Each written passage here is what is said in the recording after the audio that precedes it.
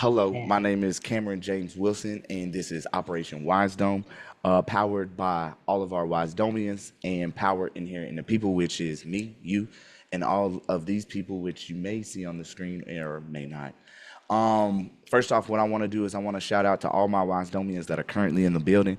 It is going to be Bob, Doug, Alira, Daniel Edwards, Ty, Attilo, Alan, Austin, Brett, Dan, Texas, Eddie O, Eric, Freedom Not a Crime, which is Anthony, Gabe, what's up, Ocasio, Jack, James, Jasmine, Jonathan, Lana, Lori, I like to call Lana Legs, but Lori, Mandy, Marco, Matthew, Nick, Ruben, Sarah, Thomas, Trina, Troy, Cook, and Troy, Grover, Zach, and then April and Thomas. How are all of my Wisedomians doing this morning? Excellent. Blessed. Yeah, blessed and highly favored. Wow. Blessed, We Blessed and happy. Wholeness to everybody. I'm breathing, so I guess that's a plus. I'm doing great. I heard wholeness. How are you? If you do wholeness, you gotta hold up both hands though and do the wholeness. You know what I'm saying? Okay, hold up. Wholeness. Hold the phone, Thomas. Yeah, wholeness. Shout out to Seven. Wholeness. Wholeness and vibrations. And vibrations, baby. My boy Seven. Hey, I ain't been in a session with Seven. It's been maybe 3 months, so I need to tap back in and put my notifications back on for Seven because I actually need that back in my life a lot more. That hasn't been present as much. If you don't know who I'm talking about Seven Bomar, Seven SEVAN, and then Bomar BOMAR. His channels are Understanding and Secret Energy. Highly intellectual being. I do believe he's been here several times. He's probably been a sage and master in many lives. Beautiful soul and a great leader. My OG, I love him. Oh, my kids are getting it. Okay, so today we're gonna be going over chapter 7 in self-governing, bruh. I don't think I saw anybody new in here this morning as far as anything is concerned, reading through the names. But yeah, I wanted to get into it for a little bit. My mama's here, so I'm not gonna be on here for long. I'm just probably gonna read chapter 7. I may tap into 8, but I don't know. We'll see what's going on real quick. Before jumping in, is there anything anybody wants to say? I want y'all to be, before starting too as well, I want y'all to be, I want y'all to comment. I want y'all to interrupt. I want y'all to do like Jasmine be doing, talking about, you know, devil's advocate type shit. You know, like, let's get engaged with this. Let's speak out. I want to hear y'all's knowledge. I want to hear what you know. Yeah. So if we can do that, is that okay with y'all? Definitely. Yes. Okay, cool. Yes. So for everybody out there in YouTube world, this is, I believe, part 3. I don't know. It might be part 4. But okay, four. Yeah, Part 4. Okay, cool. Part 4 of self-governing, bro. We're in chapter 7. If you didn't know, this is my book. Yes. Right here. Oh shit! Beat you to it, Cam. All over the place. Oh yeah. I got you. Austin, speak, bro. You gotta speak so you show Yeah, up. I got you right here. Yes, sir. Yep. I got my copy right here, right? So this is my book that we're reading from, and you can get a copy as well at piitp.com. Again, that's piitp.com. Power inherent in the people. Okay, very easy. You can also do it at .org and .net. Well, I got all of them. So I already got a copy, Cam. Okay, I see, boy. So we're getting into it. Chapter 7 of self-governing, bruh. Conversion of a right into a crime. Well, damn. How the fuck did they do that? I'm telling you, driving is a privilege, not a right. You're right, good sir. You are right. So few affronts to individual liberty cut deeper than the transformation of an inherent right into a regulated offense. In a nation steeped in the promise of liberty, one would expect the law of buttress free and peaceful conduct, not punish it. Yet when governments impose licensing schemes, what is another thing where, I'm gonna tap into my old folks now, but what is an old thing? A scheme could also be something else in which Eddie Craig references all the time. It's a tie. Starts with an N. Nexus. Oh, there we go. Nexus. So the schemes, they're licensing schemes, which causes the nexus that effectively criminalizes the activities once accepted as a fundamental liberties. The resulting tension reveals how far we have strayed from our ancestors' vision of a self-governing and morally grounded self-republic. Now, at its heart, the principle stands that no government, and I mean no fucking government, should coerce its citizens into seeking permission to exercise God-given rights. This chapter delves into a delicate balance, beginning with the iconic Supreme Court case that exemplifies how licensing requirements can tip toward infringing upon freedom rather than preserving it.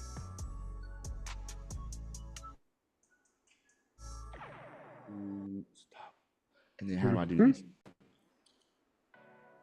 Okay. Yet when governments impose licensing schemes that effectively criminalize activities once accepted as fundamental liberties, the resulting tension reveals how far we have strayed from our ancestors' vision of a self-governing and morally grounded republic. At its heart, the principle stands that no government, none, should coerce its citizens into seeking permission to exercise God's given right. This chapter delves into that delicate balance, beginning with an iconic Supreme Court case that exemplifies how licensing requirements can tip toward infringing upon our freedom rather than preserving it. Shuttlesworth versus Birmingham, and that good old 1969. Okay, Trinity. In the annals of American jurisprudence, Shuttlesworth versus Birmingham emerges as a potent reminder that licensing, when used improperly, can morph into a tool of oppression rather than an instrument of public safety and order. What is licensing for? People. Safety. Why is it required? Right. It's for regulating safety and commerce. And commerce, not freedoms. The case revolved around an African-American minister, Reverend Fred Shuttlesworth, and his fight to exercise the fundamental right of peaceful assembly without undue government interference. Although the factual background centered on civil rights demonstrations, the court's reasoning illuminates a broader truth. Licensing, regardless of what motherfucking type, if left unchecked, can be wielded to convert a protected liberty, like we all know, and several others, into a prosecutable offense. Okay? Now, again, understand, this was about peaceful assembly, y'all. It had nothing to do about your right to travel or anything like that. It was about peaceful assembly. How can something that's about peaceful assembly be brought into the right to travel? What was the peaceful assembly? You being with your daughter. That's the peaceful assembly? No, incorrect. How could we bring in Shuttlesworth versus Birmingham in relation to it's your right to be able to travel to be with your family or to do whatever you need to do. Exactly. It's already a right. Peacefully. So even though it's a different situation, the underlying foundational principle of morality still is there. So you just tie those morals right back in to whatever application you're utilizing. If it's right to travel, whatever the case may be. So the licensing and exercise of fundamental rights. Oh, wait. Okay, yeah, y'all can see the screen. Okay, my bad, tripping. Oh, do I need to go wider? Wider. There you go. Oh, there we go. Okay, so licensing and exercise of fundamental rights. At first blush, requiring a permit or license might appear as a reasonable measure to coordinate events, ensure public safety, and regulate large gatherings. The only problem with that is, just because I have a license doesn't mean I'm a good driver. You see what I'm saying? It doesn't mean most of the people that's out there anyways that's doing bad on the roads have license. So I don't even get it. Just because you got a license don't mean you drive safe, bro. That has nothing to do with it. Yeah, 90% of all. Oh, go ahead. There's actually a new law that's been passed about foreigners who cannot read and write English because they can't read the signs. Sorry, it was an executive order, my correction. Well, go ahead. Sorry, he's saying it to me. So it's a executive order that is put in place to enforce a law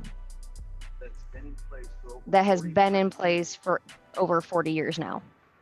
And it's also because if you look around, a lot of the accidents that happen involving semi-drivers, 80% of them are actually driven by foreign drivers that don't read or write English and cannot read the signs to see, oh, this lane's ending, merge over. Next thing you know, they're smashing through all the cones in other vehicles. Or there was one that, there was a case just a few weeks ago in Florida where a semi-driver decided to make a U-turn right at a spot where there was a no U-turn sign, got stuck, and a car smashed into him. Oh, I'm mixing that up with a different one. I've seen one like that, though. Continuing on. Yeah. Yeah, the Supreme Court in Shuttlesworth found that certain municipal ordinances, like we was just speaking on, in Birmingham effectively granted local authorities near unbridled discretion to deny permits for public demonstrations without legitimate standards to safeguard constitutional liberties. In an ideal scenario, licensing frameworks exist to maintain impartial order, facilitating traffic control. Again, traffic control.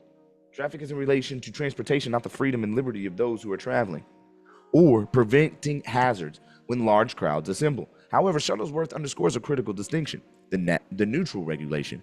Government might impose content-neutral rules, specifics, commerce, such as restricting protests on narrow bridges at rush hour, but the purpose is safety, not stifling expression or extorting fees. The arbitrary and discriminatory regulation. If officials can refuse a license based on vague criteria or subjective judgments, public welfare or convenience, they hold the power to criminalize disfavored expression. You see that? You see that? Yeah, that's some bullshit. Public welfare or the convenience. You straight up criminalizing what you don't like to motherfucking hear. This is especially pernicious. I hate this word. Pernicious. But the CS always gets me. That's why.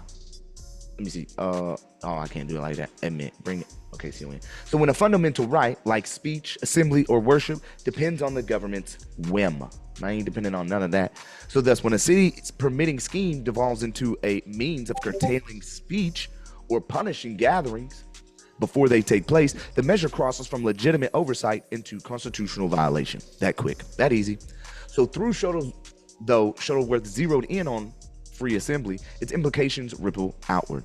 For instance, if the states demand that citizens license themselves, you tell me I need to license my own freedom, I need to license my own rights, come on dude, before exercising the right to travel, to keep and bear arms, or to engage in peaceful worship. The licensing scheme, nexus, could similarly function as an instrument to punish or inhibit rightful conduct, which is what they try to do to me every day. You must, you're required. I'm not a slave, bruh. Like, you keep talking to me in this uniform. I'm sorry I'm about to say this, but I usually only deal with white police officers. These police officers coming and imposing their colonial mindset upon me as though I don't have my ancestors' blood running through me that's already been on this motherfucking land before these motherfuckers came over here and trying to impose that bullshit.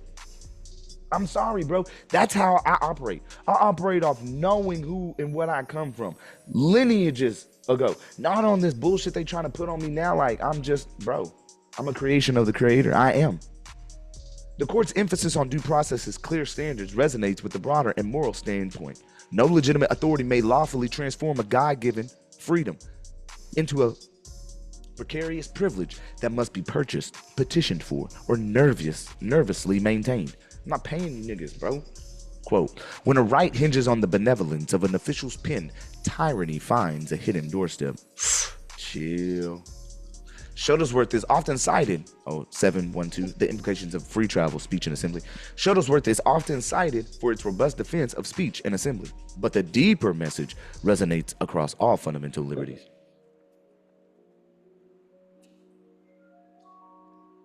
The question arises, what if ordinary activities like traveling the roads, assembling for worship, or sharing one's opinion slip into a realm where the slightest transgression of a licensing requirement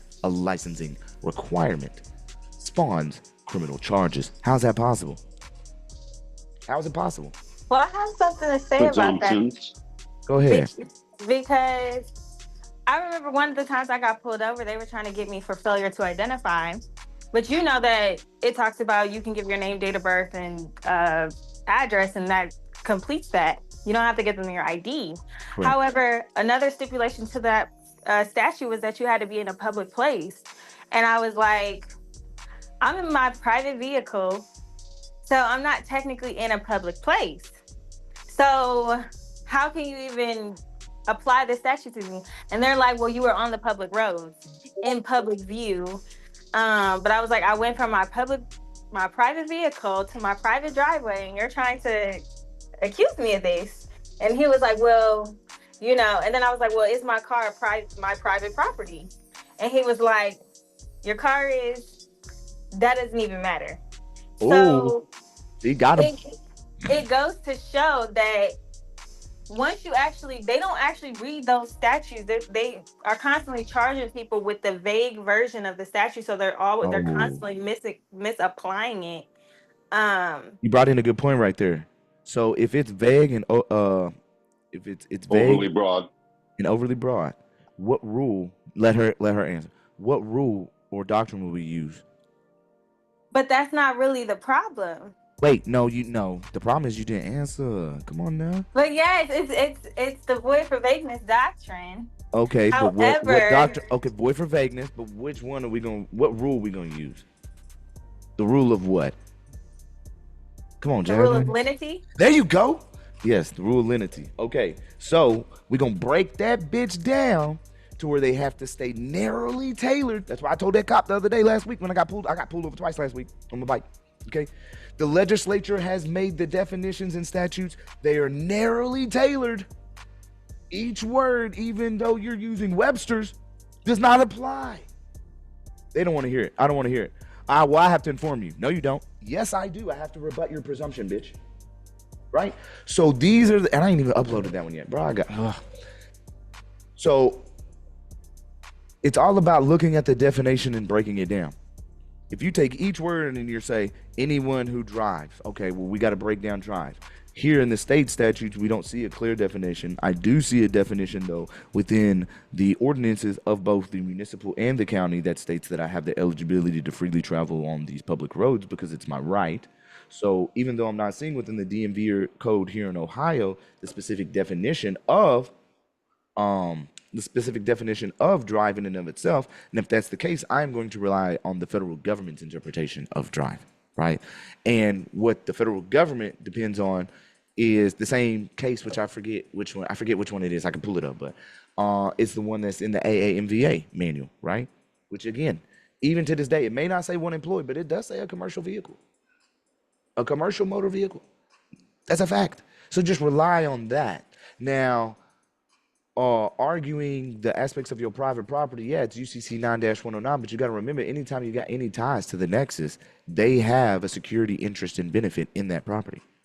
You got to rescind that shit. You got to let that shit expire. That's why these niggas never be towing my shit, because it's not fucking registered. My shit is invalid. It's out of date. Oh, I could have towed your car. Nigga, you're not even in Union Gap, bro. You're not going to tow shit, bro. Like, what They you talking towed about? mine, and mine wasn't registered. Well, they're not supposed to. And I know you're going through some major shit right now, and you've actually found out a good amount of information that you brought forth, especially going through, I forget what agency you was going through when you was doing a lot of the deeper research that you had brought forth to everybody on Wisedome. But oh, you talking about the Michigan task force? That's a really, really interesting one, man. That's the stuff they admit to in that is staggering. But anyway. Yeah, and when you brought that forth, I was like, man, everybody in Michigan gonna be set now from what you brought forth, right? I can't take credit for that. That was Alira, but yeah. Okay, well, you brought it forth. Thank you both of you, both Wisedomians. What else you got, Jasmine, in relation to that? Go ahead, Zach. I was just gonna say real quick, isn't that nexus like the same if your license is suspended? Or okay. Now versus rescinded versus you actually giving it up. Correct. So even when and it's surrender, that's mostly the common term throughout all of the DMVs is surrender rather than rescind. I know we use rescind, but surrender is normally what's on the form. Even if your license is suspended and you surrender your license, it goes from suspended to surrendered, just like that. And it's just like the other day when I had got pulled over on my bike. The dude was literally trying to say, you're driving, riding on the motor, you're driving and this is going to be your third, you're driving while license suspended the third. And I said, bro, you're not going to write me for some upped ticket on a suspension when I don't have a license. Like, I'm arguing with him in his face. I said, I don't have a license. Look in your system. It shows here you're suspended. Yeah, my right to apply is suspended. You don't have no picture in your system, bro. Why do you think that is? I've never went and applied, bro. So after I had to argue with him for that, he's talking on the phone, going back and forth, wasting my time. 20, 25 minutes, bro, sitting in the car, wasting my time. Then he finally comes back out and he only gives me for no driver's license. You goddamn right. You can't write me for no motherfucking suspended for the third, nigga. I ain't, what? So you just got to stay on top of it, though. And they always try to be like, man, it'd be crazy. But it's because I charm, too. So it's like I'll stand up and then I'll be like, cut a joke. Like, you know what I'm saying? Bullshit, real quick. No, it'll diffuse. So I'm bold enough to where I'm smart enough and they want to fucking come back with it. Like, nigga, who is you, little nigga? You know what I'm saying? And then I'll make a joke and they'll, And just like the other day when I was with Union Gap, I reach out my hand. The first thing I said to this dude was, I said, hi, how you doing? I'm Cameron Wilson. And he was about to say, good, how are you? But he stopped himself. He's like, oh, I'm in this role right now. I got to be this guy that's over him, right? But he still shook my hand. So I think it's not so much so on the, I know my rights. It's more of, hey, look, there's this. And hey, look, there's this. And I need to rebut this. And hey, man, I'm not trying to cause no issues. I'm just telling you I know my rights. And then it's a little different. They'll try to argue you to death, but they dumb as hell, so it's not too hard. But surrender, yes, the surrender form is everything, bro. The surrender thing is everything. Now, I think a lot of people too get into the aspect of like the title and all that. I still got titles, I really do. Registration and all that bullshit, no go. But I still do have titles. Beyond that, though, y'all see what be happening. We were going to In all talk about that honesty- title at one point. Hopefully we do. In all honesty, a title is just showing ownership. It does, as long as you don't have a bank involved in your property, it shows you as the owner of that property. Yes, it has been registered with the state and it's on their records as you're the owner, but oh wait, I just said that you're the owner. Yeah.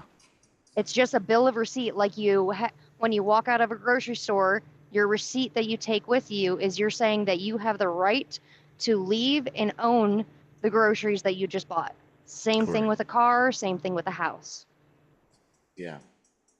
Now, on the other side of that, though, in Ohio, it says it defines owner. So when they say owner, it talks about a person who owns a motor vehicle.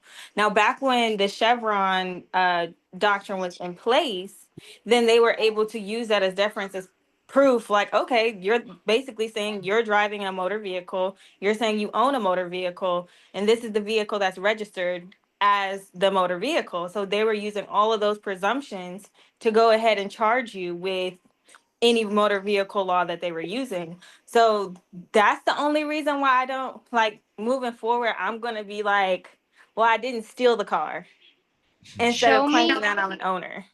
Show me on that title where it says motor vehicle. Okay. Well, Alira, wouldn't your bill of sale be your receipt of the ownership? Yep. It is. Same thing with the manufacturer's certificate of origin. Those are just other versions of proving that the property is yours. So, Cam, I don't know if you can share your screen and you can pull up ORC 4501.01. Say it again. ORC 4501.01, I think. Okay. And that should be the definitions. And if you scroll down, it actually does define driver. And it does actually define. She got her codes memorized and shit over here about numerical value. This girl, sure. Okay, that's crazy. That's crazy. Motor vehicle. Okay. Wow. Which is a commercial vehicle. And so it does say that but they define both vehicle and motor vehicle. So that's more so where I lean for the distinguish, because certain licensing laws only apply to motor vehicles. And but again, hold up. Person or firm. That already is overly broad and vague, because how many different elements are included in person? So are they being specific, or are they narrowly tailoring it? Because a person could be a corporation, a person could be a business, a person could be Jesus Christ. So you see, like right off the bat, it includes any person. So yeah, they're being like any person, but it's like, I get it too, but I don't know. I look at the part that says that has title to a motor vehicle.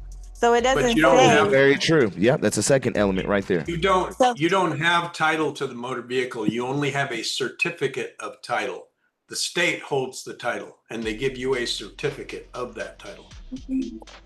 So what I look at, so I don't want to necessarily say I'm an owner of the vehicle, because when I say I'm an owner, I'm claiming that I'm holding a certificate of title for a motor vehicle. if that makes sense. So I'm almost indirectly agreeing to my car being a motor vehicle when I claim I'm the owner. Now, it doesn't say any vehicle, and as I just showed you, that the statute does define both vehicle and motor vehicle, so it's not like a general term. That's really specific. My vehicle's mine. It's my private conveyance. It is what it is.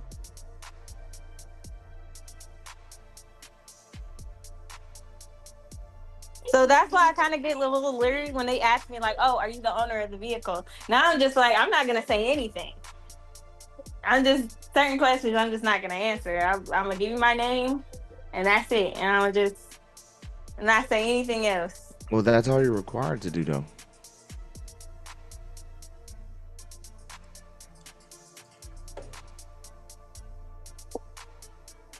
I mean, it even says it right here, bro. Limited driving privileges means the privilege to operate the motor vehicle that the court grants, whose drivers or commercial drivers license non-resident motor driven.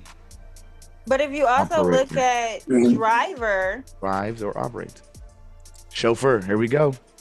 See how this is what it was all based on in the very beginning.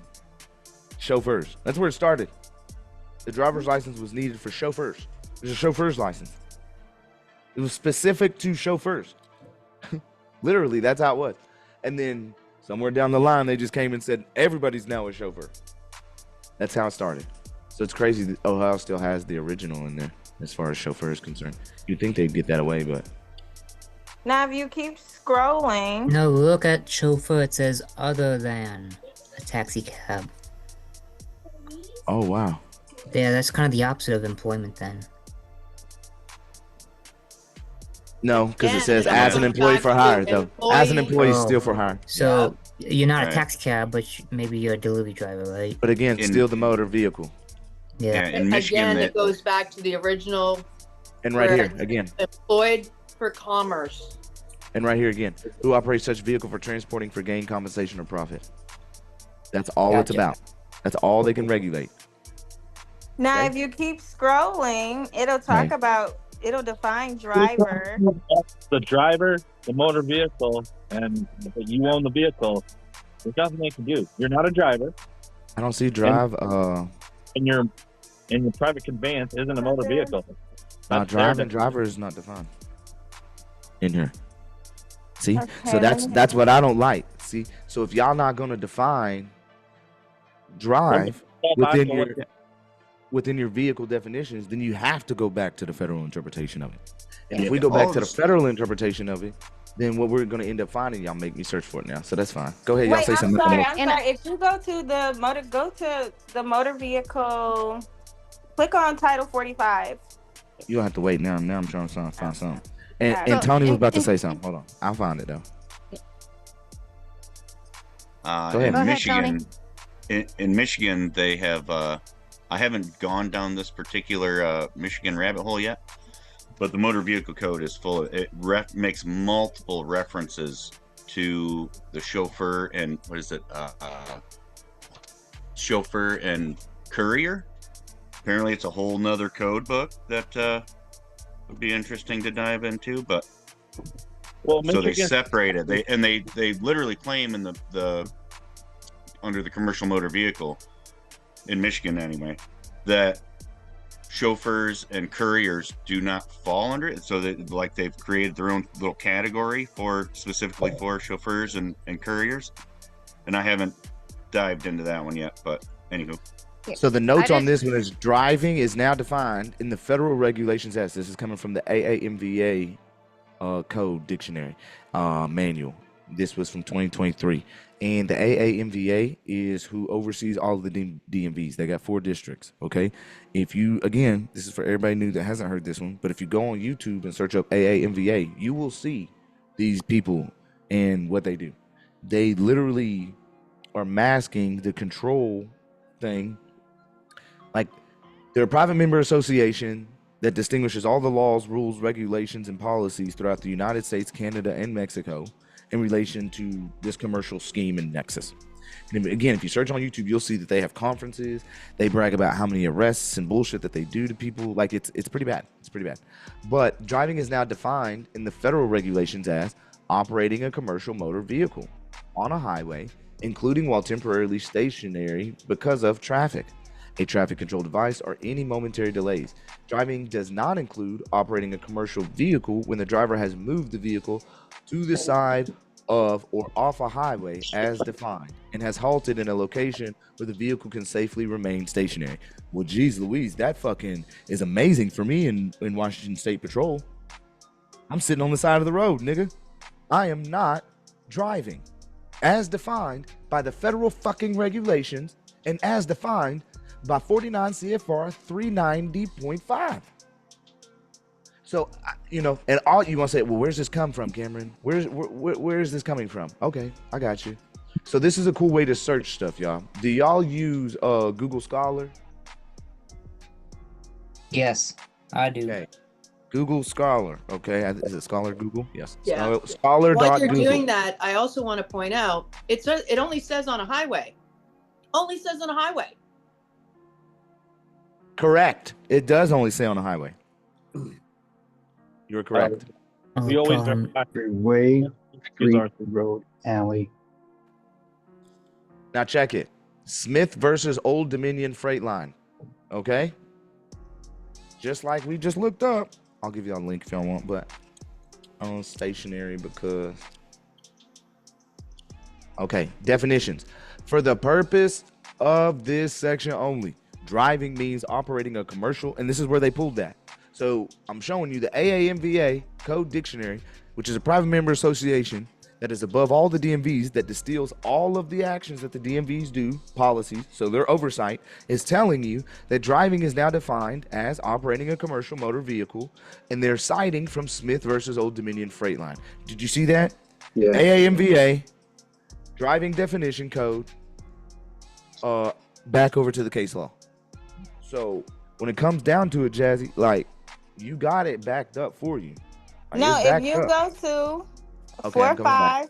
4511.01 11 45 11 now she say 01. This one actually goes over the traffic laws and oh, how there's a new they're version defining coming though. There's a new version coming. Yeah, they've been updating it since the Chevron doctrine has been overturned, so they got to be more specific about stuff. So should we look at the new version? No, you have to Chevron deference. You might be confusing Clearfield doctrine with Chevron deference. It overturned their ability to have discretion. Of the court itself, correct. So wait, it's not called Chevron doctrine? It was. The Chevron doctrine? It was, but not no more. Oh, no right. more. That's what I was saying. Yeah. And I was saying, since it's been overturned, they've been making a lot of revisions to clarify, because now they have to be more specific, because the ambiguities can't be deferred to whatever the BMV or those three-letter agencies defined it as. But if you scroll down, it says for the purposes of defining what certain things are in regards to regulating traffic, they define driver and operator as the person who's in physical control of the car. So when it comes to the laws and how they're defining it when exercising police powers, this is how they are looking at driver. It comes down to a person in physical control. So I don't know in Ohio, but in Michigan's vehicle code, person is defined as a corporation, organization, or firm, or natural person. So when you put a natural person into that aspect, they're an entity, and you're not an entity. So now look, you got this Y, which is driver and operator. You looking, Jazz? Look, you got this driver and operator right here, right? It says means any person who drives or is in actual physical control of a vehicle. And then you come back down to BB, and BB says street or highway. Means a general term for denoting.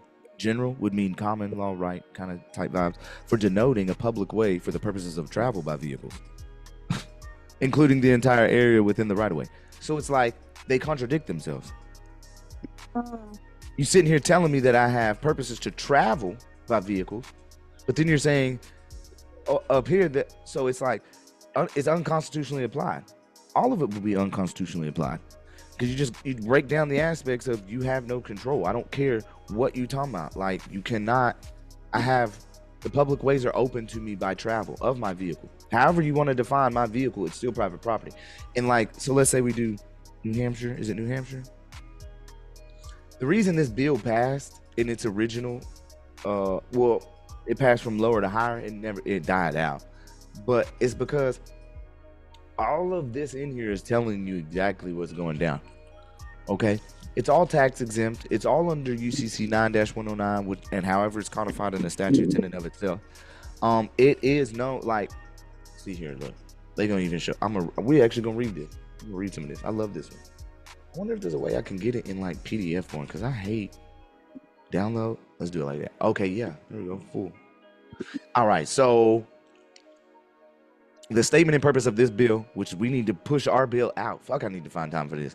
Statement of purpose. The general court finds that the jurisdiction and authority of the Department of Safety is limited to only commercial users of the public ways, and that the corporate state employees have by their silence failed to fully inform the sovereign people of this state that an automobile has been confirmed by Chief Justice Grimes. So again, why are we utilizing the term of vehicle, Jazz? Why not just say it's an automobile? Rebut that shit. Well, I'm not saying that it's not. I argue that it's not a motor vehicle, but like when looking at the statutes and codes and it's talking about people running red lights and getting into accidents and stuff, automobile would still fall under the purview of those statutes because it's a public safety issue. Well, I could be wrong. No. That's a wreck for sure. So yeah. So that's why I look at the legislative intent when I'm looking at licensing laws. They usually specify motor vehicle, but when it comes down to like people driving under the influence, people running red lights, running stop signs. Okay, I got to step in. I just got to ask you. You do realize legislative branch is all commerce, right? See, there she goes. But she got you. You got to reel it back, Carol. You got to reel it back. You can go down that rabbit hole. Hold on. You can go down that rabbit hole, but that's not the point. That's called noise. That's called distraction. We don't do that here. Go to the basic foundation. The basic foundation is this is all commerce.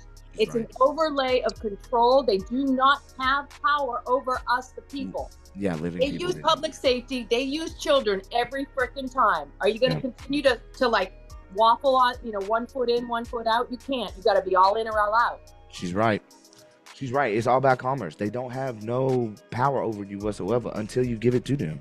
It's consent. But on the other side of that, does the legislative branch not have the power to protect the public rights? No, not if it's going to impose on your self-governance. They're not judicial. This is what you got to get in your head. This is why we say. And they have no duty to protect anybody. Yeah, and I do think.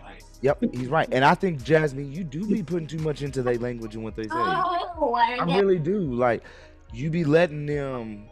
It's called hijack. It's called hijack. Yeah. They don't That's why purposely. Why their legalese is black magic sorcery, word play, and word trickery. They cast a spell, and you either reinforce it the more you tell it, or you create a new spell and you reinforce what you want to tell. But this is the bottom line. They are not judicial. This is the purpose of the separation of powers. To go back to the basics. Executive, legislative, and judicial. That's what we're fighting. They're not judicial.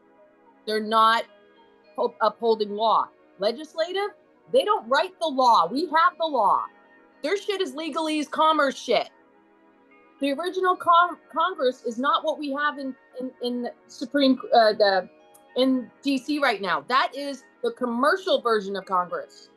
Our original Congress hasn't convened since long ago. Yeah, they can't regulate our rights. They're protected. Okay, so on the other side of that, I get what you guys are saying, but this is my interpretation, and I could be completely wrong. What I have found is that, as Cam has stated, the legislative creates laws that are narrowly tailored, but that is why when you go into court, they're not laws though. They have codes that are narrowly tailored to basically outlined the type of conduct a person would be actually infringing on someone else's What kind rights. of person? Okay, yes. Yes. So, like, now that I'm involves, saying, wait. You're right. But that only involves if you're infringing on another's rights. If you're not, then it can't be tied in. But what the true issue is, what I have found, and I could be completely wrong, which is why when you go into court, instead of them saying the actual statute and the part of the statute that you have violated, they'll say, well, you were driving under suspension. They don't say the actual conduct that would actually be violating that section or code. They only say the part that follows the language of the statute, but they never actually give the actual statute that you violated, so that you're able to defend, well, hey, I wasn't driving a motor vehicle at the time, if that makes sense. But it all applies to the person, not the man or woman. Go back to the basics, learn the definitions. That's what we argue. We don't argue. We put them on the offense. Prove you have jurisdiction over me, the living man or woman. Because they're saying person, and it's all the trickery. Yeah, and see the difference improper too. venue too. Go ahead. What's crazy is that automobile is a conveyance used for non-commercial travel. Motor vehicle is any self-conveyance designed on the public ways for profit or gain. Household good or consumer goods has the same meaning as Uniform Commercial Code 9-102 and 9-109 and shall include an automobile. Automobiles and all non-commercial conveyances shall be exempt from the licensing and registration required of commercial motor vehicles. Operator driver means and defines one who controls the movement of a conveyance upon the public way for commercial or business purposes. Again, even operator and driver must still be for it. Traveler means one who controls the automobile or other non-commercial conveyance. So what they're doing is, I bet you can do this. I bet you could. Where did y'all go? Hello. Oh, there y'all go. We're still on. So see, what you could end up doing is probably pulling a whole rule act and going, see, like in Washington, it's very easy because when we look up our statutes, you can go to the very bottom. And when you go to the bottom, you can see all the dates of when they changed and then when that legislature was enacted. And so you can go all the way back and click on that bad boy. And when you go back and read, especially when you invoke that whole act rule, then you get to going back to saying, well, look, this is what its intent was, right? So we're always talking about intent, like you've been talking about the intent. You got to go back to the original intent when you invoke that. And that allows you to be more on those sound principles of the distinction of what they're defining now versus what they, or what they're not, like what they're not including even. So if they're not including things that are supposed to give you proper notice, well, there right there is a violation of your due process because you wasn't given proper notice. Well, I mean, you could blame it on that, but it'd kind of be hard because maybe they'd argue, well, anyways, I'd be able to argue it, but yeah, you got to take it back. And it's just really, if you know, you know. That's how they play this shit on you. If you know, you know. If you don't, then we just gonna get over on you. So, any comments on that one? I'm gonna leave it there on that right now. Yeah. Yeah. What? That's why we were. How does the statute apply? Well, I figured they're just misapplying statutes. I don't think that the statutes are like, because a lot of those statutes they have deemed constitutional, but they're being misapplied because people don't understand the legalese or they're not actually. Whoa. At what point were they deemed constitutional? Please bring that one up because I want proof on that. Well, because I run into this case frequently. They're always saying, well, they have the right to regulate motor vehicles. Right. Well, that's not the people though. You're misinterpreting it. Hold on, I think there's another problem here. So the overall arching problem out of all of this road stuff, it's because if you want to slice it, automobile, private conveyance, motor vehicle, commercial motor vehicle. Okay, motor vehicle and commercial motor vehicle are exactly the same thing. It's when you use a private conveyance to use the public road to make money. Period. End of story.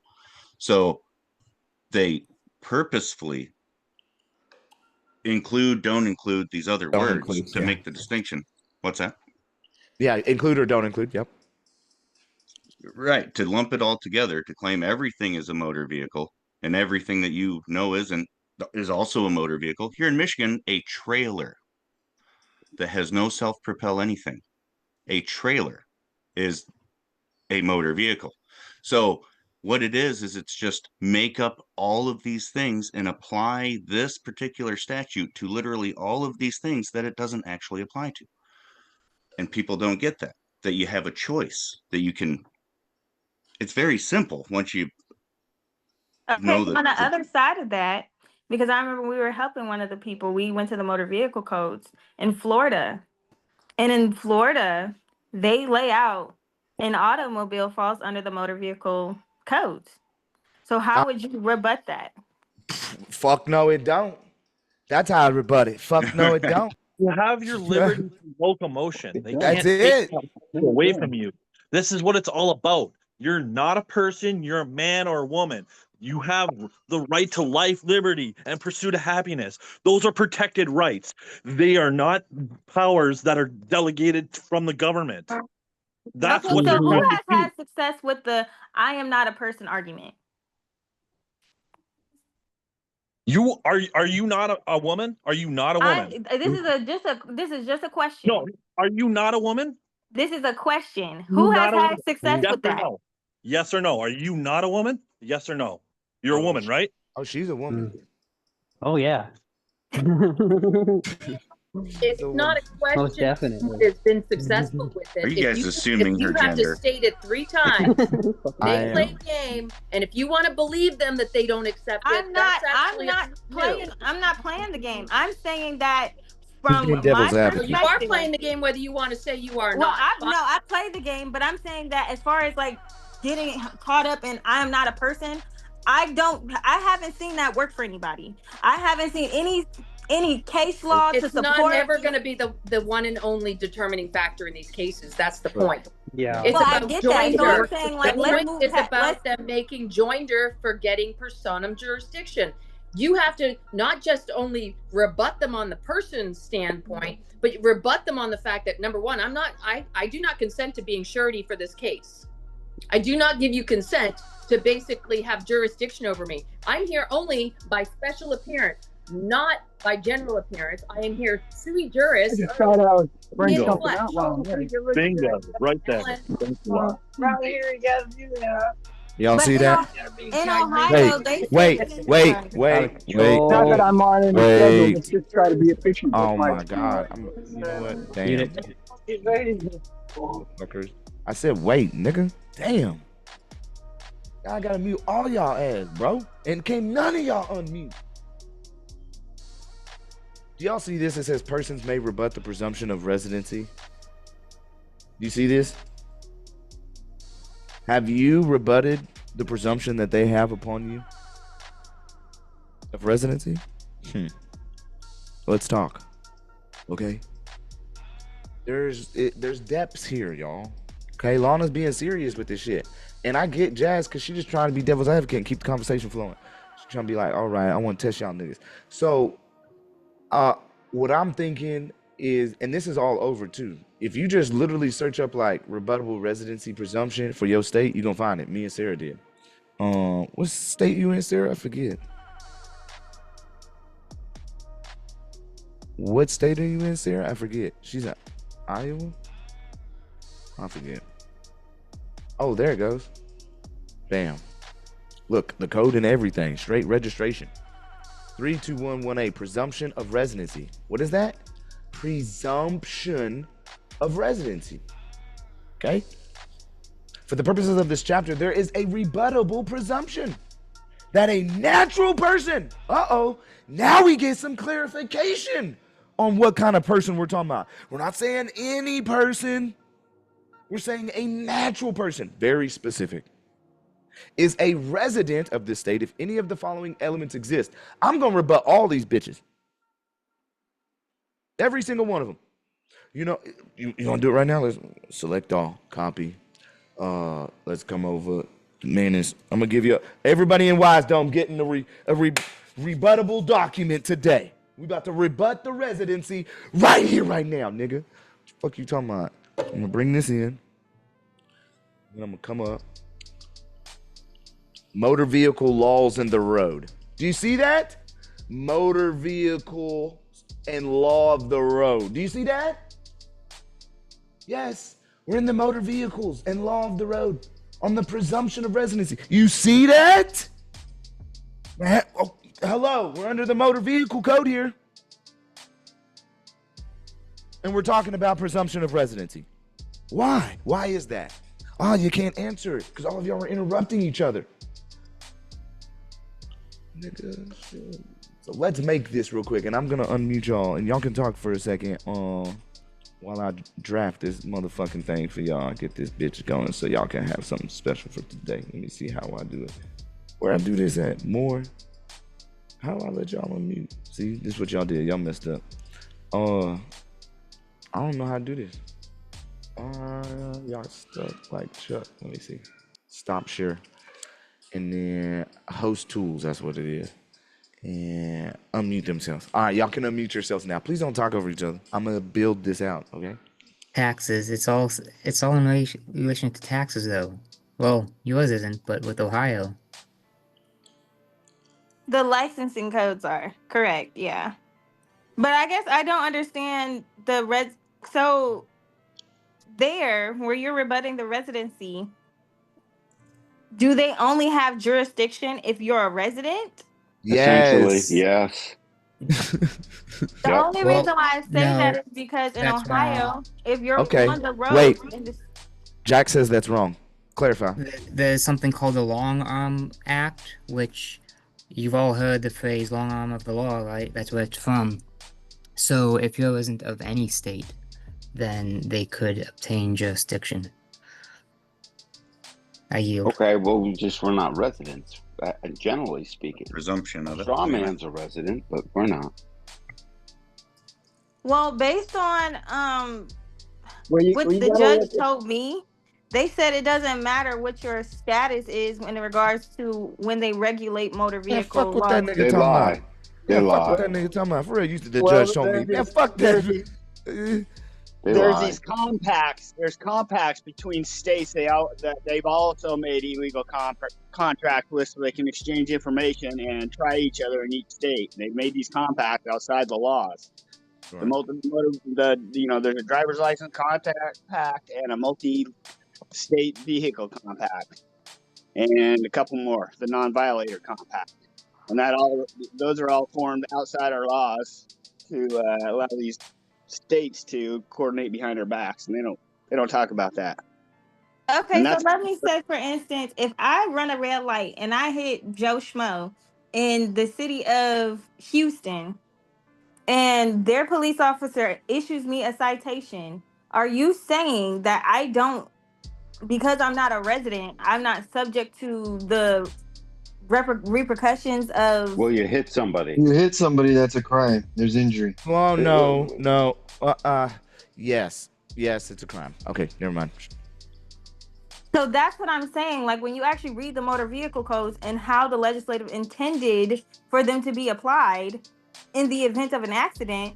Yeah, but that would, in the technicality there is constitutionally, there needs to be a claim stated upon which relief may be granted. Meaning that means you and the person that you harmed, you get together and you offer a way to be able to make it right. We never needed the legislative branch to do that shit. That would be improper venue. You would take that to another court. That's improper venue. But I'm not going to a legislative court, and I think that's the confusion. Where are you thinking where are you not seeing that these are all legislative? I go in a municipality. No. Show me where it says that they're judicial. Don't rely on a judge.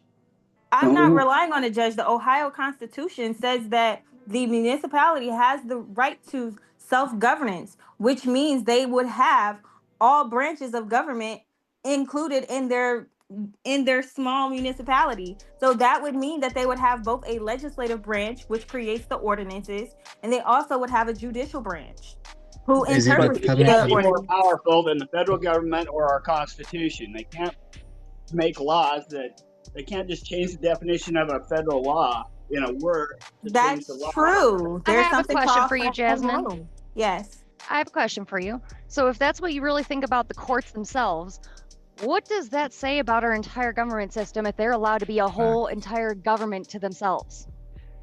Well, It's fraudulent.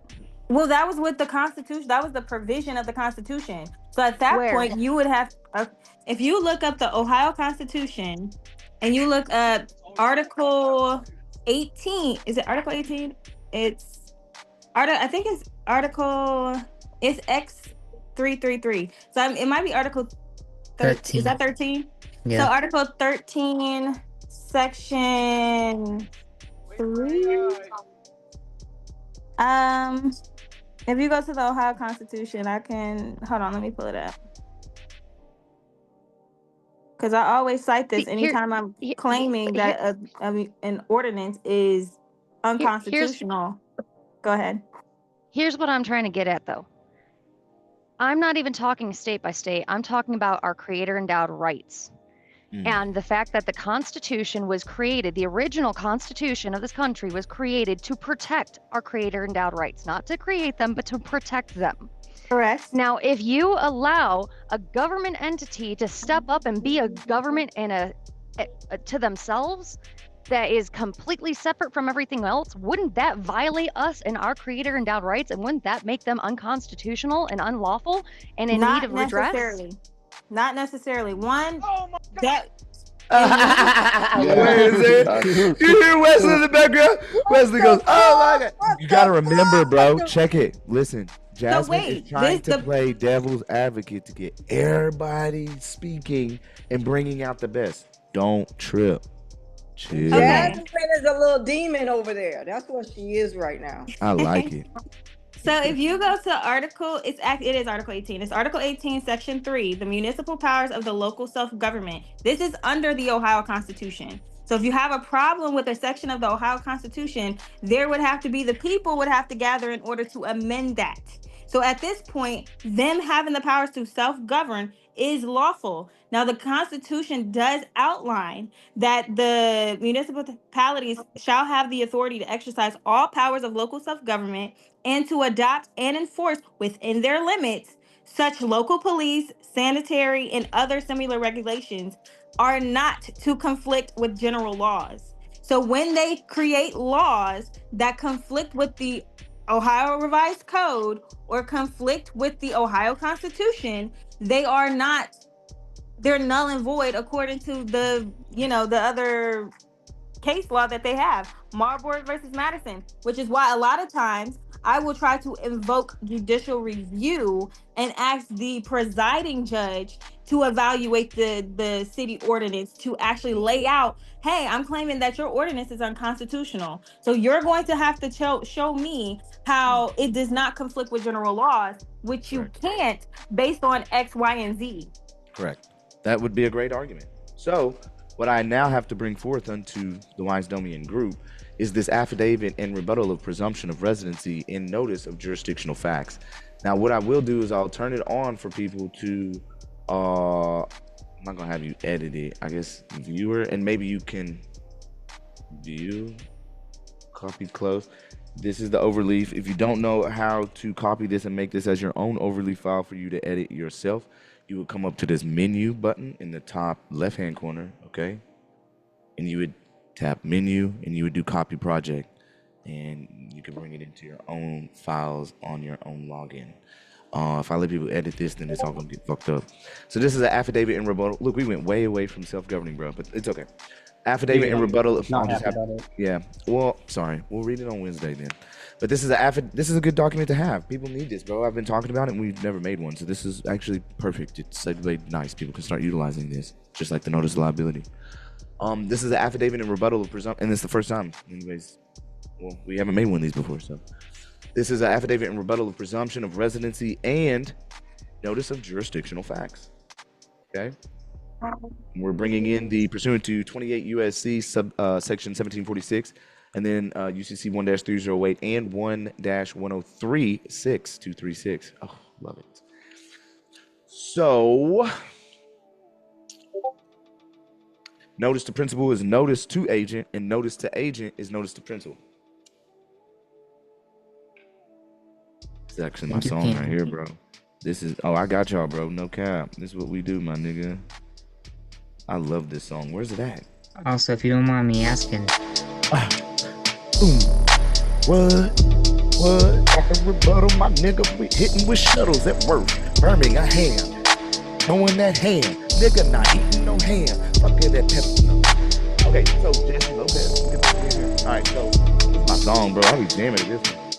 There's another one, but I can't. There's another one that's got a really great beat, but I can't play it right now. It's not. Is it that 1983 Gonna Get Me song? That's No, a good rap. That one's good. Yeah, that one's good. Okay, so this affidavit in rebuttal of presumption constitutes a formal sworn statement of facts intended to rebut ab initio any and all presumptions of residency as defined under the Iowa Code or any similar statutory scheme. Huh? Talk to him right.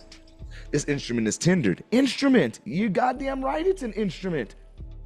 Tendered with an explicit reservation of the creator endowed unalienable rights, signed qua non, and without prejudice, pursuant to UCC 1-308, and the failure to accept these facts as true and correct in the absence of a counter affidavit under the penalty of perjury. You see how we set this bitch up?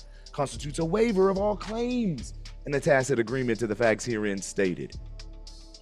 Someone start to read this. I gotta go to the bathroom real quick.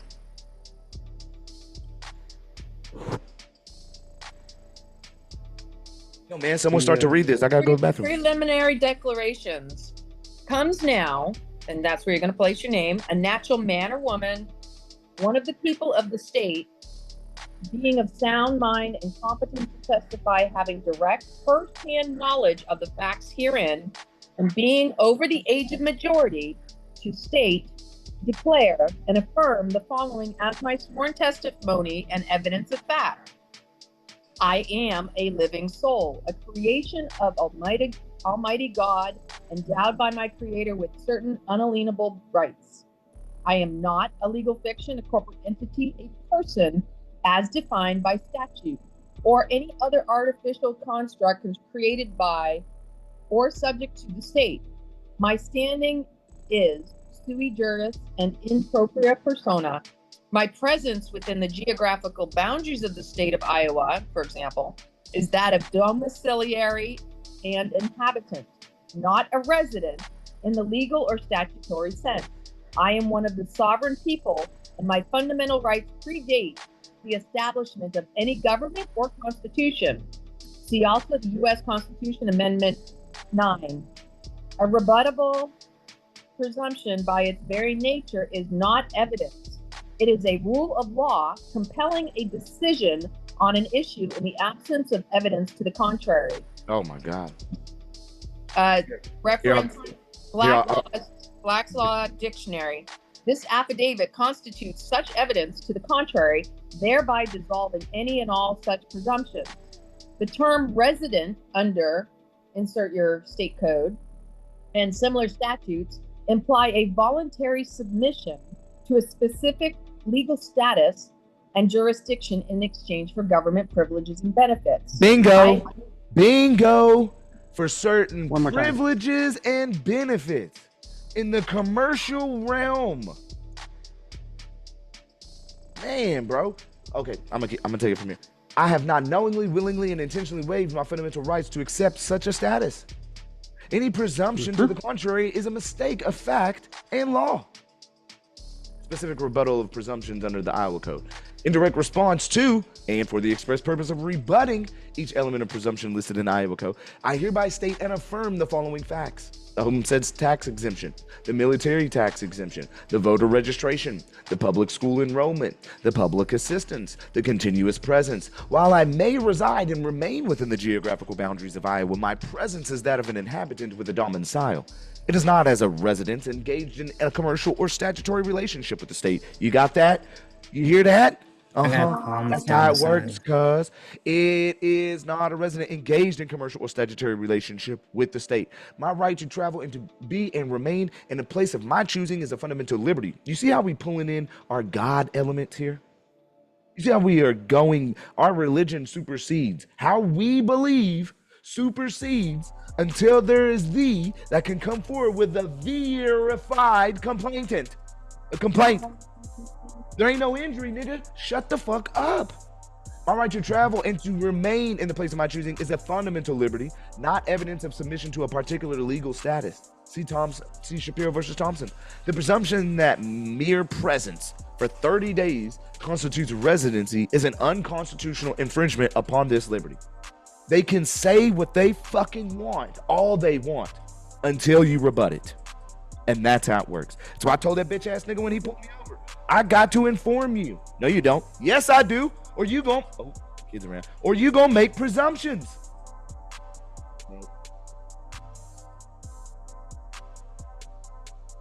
Employment or trade.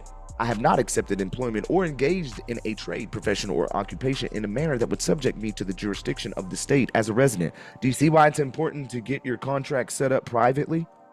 For the past 5 years, anyone that I worked with was on a private contract basis through my sole proprietor. And they never filled out any tax forms for me because I have a private contract.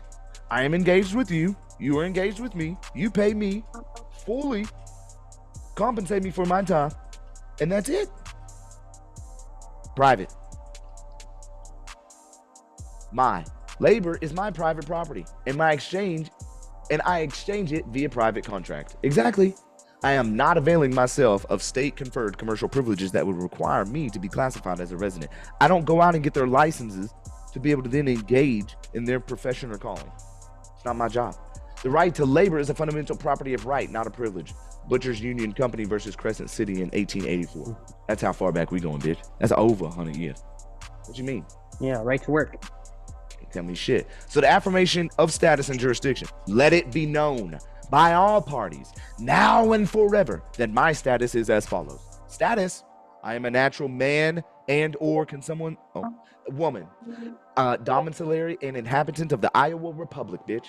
I am not a resident of this state for the purposes of any statute that would diminish my unalienable rights or subject me to a jurisdiction to which I have not explicitly consented to.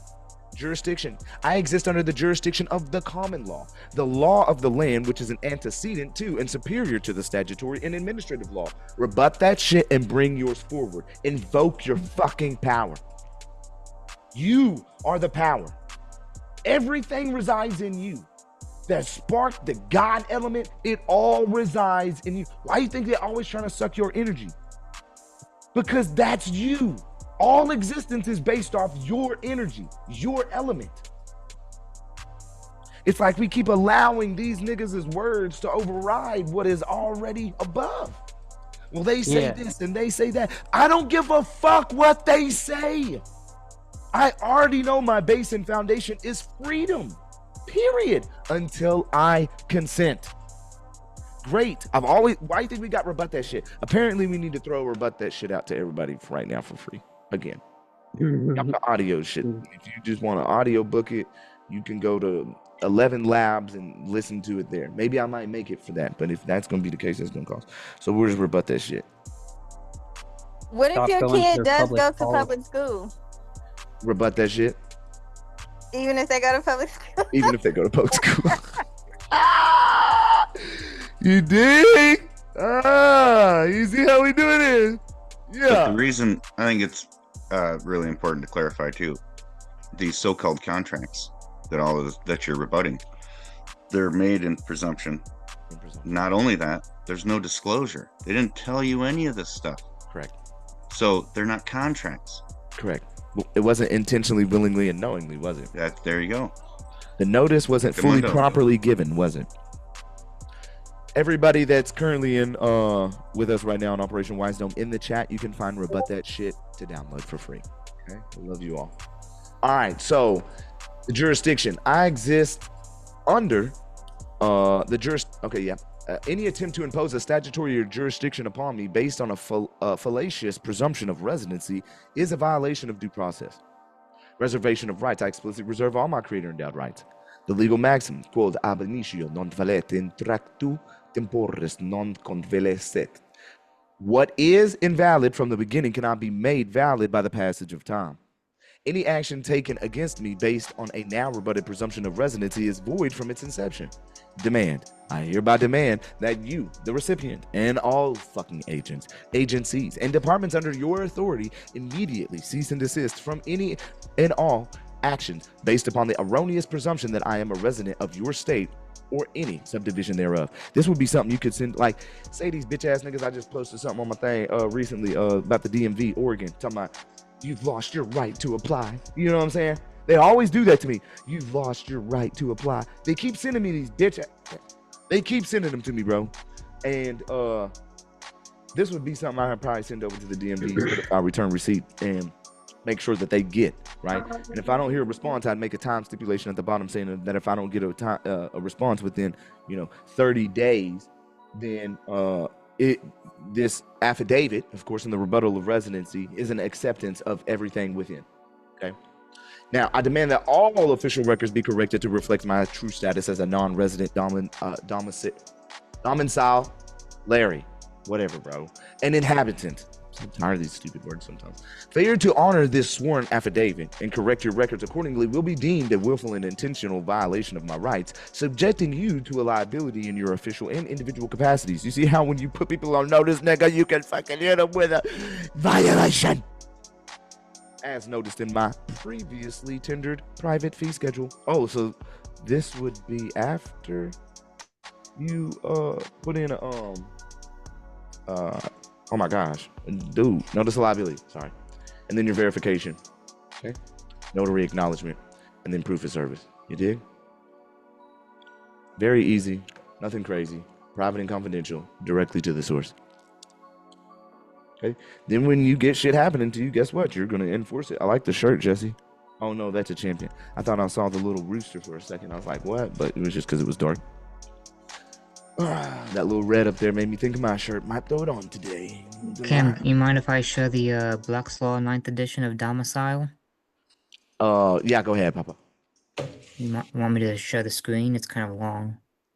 I can look it up right here in Black's Law, but as well. What you got? I mean, I got it up already.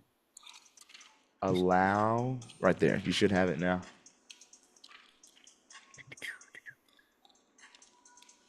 All right, you guys see it? It's coming up. Yep, we got you. All right, so there's a lot in domicile, bro. Oh yeah, but let's read the court case. That's whoopsie. Shit. In the 4th edition, it's where are you at? What edition? I was in the 9th edition. I just lost it because I was it's all right. I'm gonna bring in just the very first sentence in 4th for domicile. Or domicile, that place where a man has his true fixed and permanent home and principal establishment, and to which wherever he is absent, he has the intention of returning. Yeah, that sounds innocent, but read the case law that's with it. Damn it, I can't believe I just lost it. Judge May ruling.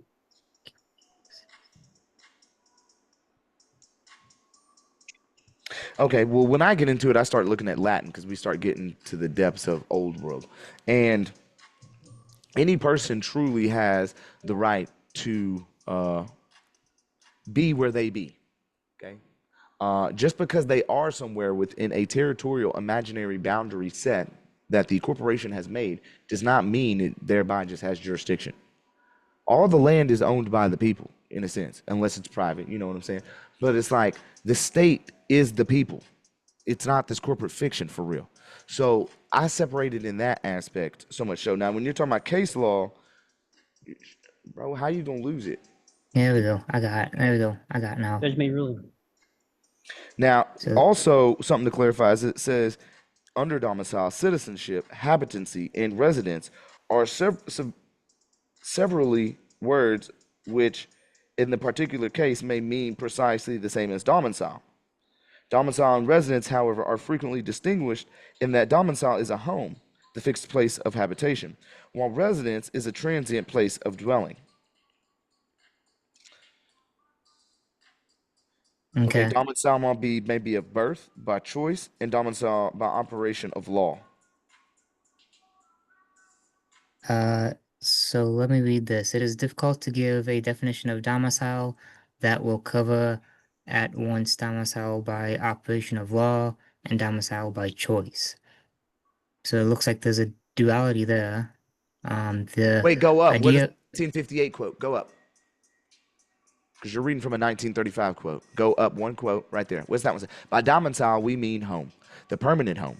And if you do not understand your permanent home, I'm afraid that no illustration drawn from foreign writers or foreign languages will very much be of help to you. Okay? Yeah, but what the fuck does that mean? What do you mean? It means it's your home. It doesn't mean that like someone does anybody else other wait. Does anybody other than you have power over your home that you built? No. No. Okay, so it don't matter where the fuck it is. This is the land of the free, bro. This is, you go out, you're supposed to be able to go out anywhere into the wilderness and pitch a motherfucking goddamn four corners, bro, and get your motherfucking title once you've taken care of that land. This is what I'm trying to restore in our nation again, bro. We have to get back to freedom. Why do we have all of this land freely available, but nobody can just go out and build anymore? What happened? Okay, a person's domicile is the place with which that person is, a person's domicile is the place with which that person is most closely associated. His or her home, exactly, with all the connotations of that word. A person can be domiciled in a nation, a state of the United States, a city, or a house within a city. He or she can have domicile within a broader geographical designation without having a domicile in a narrower geographical designation. For example, a person may be domiciled in a state without being domiciled within any particular. For interstate choice of law purposes, it is the for interstate choice of law purposes, has nothing to do with for lawful purposes. It is in the state in which the person is domiciled that is significant. I was looking for the sui juris. Oh, here it was the one above it. The sui juris part. If there's no home, or if the party is not sui juris, then the place is assigned by law without his will. Okay, well, you better be sui juris. I just want to bring that up. That's what I was trying to bring up. But it would be good to bring up the treaties of conflict of laws. That whole, I mean, it says Joseph H. Bill. I'm probably sure you can search that up and find that in the archive. And then it says at 89 through 90. So it would be best, honestly, and that's got great numerology too. It's 1935, which is 369. But also the aspect that you would be able to read the context of before and after what's being stated there to get a little bit more understanding of it. I mean, you could do, y'all could do that now, if you wanted to. But under the domicile aspect, there's actually quite a few in fourths, which is sections, by the way, with titles above. You got commercial domicile, you got de facto domicile, you have domestic domicile, you have domicile of choice, you have domicile of corporation, you have a domicile of origin, you have a domicile of succession, an elected domicile, you have a foreign domicile, you have a matrimonial domicile, you have a municipal domicile, you have a national domicile, national and natural domicile, you have a necessary domicile, a quasi-national domicile as well. And all these have different, you know what I'm saying? Did they say natural domicile? Yeah, a natural domicile, the same as domicile of origin or domicile by birth. Johnson versus 21 Bales. So which one do we pick? We would have to go through those. That would actually be something to go through in depth that I think that would be really cool, actually. This is a really fascinating topic. Cool. Yeah, this is a fascinating topic, for sure. Getting into the depths of domicile rather than residency, right? Yeah, because it's been a vagary. It has been a vagary. I would just say the non-statutory domicile, not presumed to be within your jurisdiction or what you would have standing over. I have a question regarding this matter. Go ahead. I just filed a complaint for violations of the Public Records Act in the Superior Court here in Thurston County, Washington. Nice. And I had, I think it was Grok made this document for me, and I didn't catch it, but it says in there, venue is proper in Thurston County as defendant is located here and is a resident. Do I need to correct that, being it's a complaint for violations, or can I let that go? Or you can let that go, because guess what? You are the movant right now. So utilize, see, this is how I do it. When I need to utilize that bullshit that they want to give as a privilege, I'm going to take it. And I'm going to use it to my advantage. Okay? When I don't need it and someone's bringing forth a claim against me, I'm going to rebut that shit. You see how that works? That's what I thought. Yeah. You see how that works? I agree. It's a good call, because when you are placed in the position of defendant, you really don't want to act as a defendant. You want to assert yourself and put them on the defense. And then, like what you're saying, that's a really good one, Ty. Thank you for bringing that up. It's not going to harm you if you're the plaintiff in the other situation, just like the civil rights stuff. That's what I thought. I just wanted to make sure that I didn't need to do something with that. Thank you. All right, I'm gonna let y'all take over for the rest of this one. I'm gonna go spend time with my mom and my family, y'all. Hopefully y'all ain't mad at me taking off a little bit early today. Not Don't be at mad all. at me. Bless me. Not Have at all, fun. bro. Not at all. Give her a hug for She's us. just as important because Say hi- without say her, hi to we her never would for know us. you. Make sure Okay. you let her know we said. Well, y'all can all unmute and say hi, Melody. She'll hear y'all. Ready, set, go. Hi, Melody. Hello, We love Melody. Hey, Melody. Hello, Mother Melody. Hey. Mother Yeah, Queen. Thank you for Wesley. birthing that Cam over there. We love that boy. Thank you for bringing And Cam, to the world. Wesley has Thank asked you that for you give her a big sharing old hug for all of your us. son. Okay, I will. Give her her Okay. flowers, Cam. Give her her flowers, baby. Oh, she coming to talk. Hey, Mama. Hey, Mama. Let's be. Oh, Hey, how you you look doing? just like your mama, Cam. He does. She's beautiful. Beautiful. Okay, so I'm about to go spend time with them. Okay. Definitely. All right, brother. All right. Love you, Cam. Thank you for being the amazing person you are. Love you, bro. Love you. Right. Big hugs and kisses to the kiddos too. You're awesome, Cam. I'm gonna leave it running though. I'm just stop the recording. Okay. Nothing. I was calling for grandma. All right.